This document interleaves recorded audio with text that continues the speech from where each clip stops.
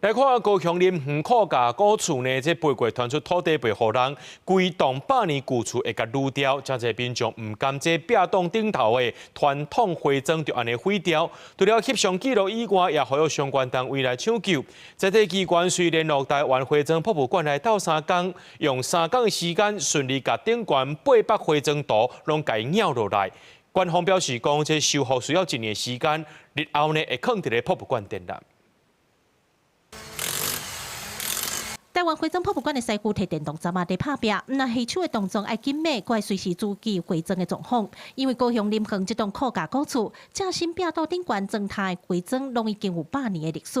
官方讲，古厝壁道的阿摩图有30公分高，要安怎甲花砖图完整摕落来，真是考验师傅的技术。这不能挤哦，所以要非常小心，非常小心，因为一旦震动太大的时候，花砖就会裂开。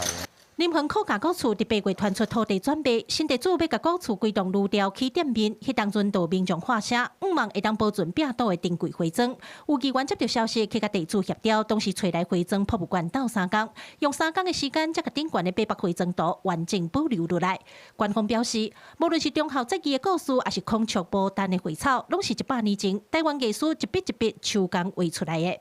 亲像这款的花砖图，都连伊的博物馆即阵嘛，敢若几十百年，相当的珍贵。 像庙宇的门神一样，都是只有一幅的存在，所以我们就想把它保存下来。那因为高阳堂的花砖，它其实没有署名是谁画的，不过它的工笔是非常漂亮的，所以有可能是有专家说它是红华画的。感谢博物馆，马上也跟我们做了横向的联系，派了技师下来。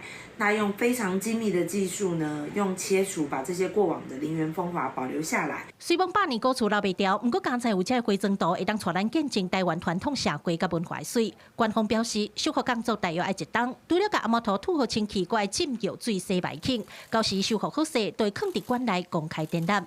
记者邝家族邱超勇高雄场报道。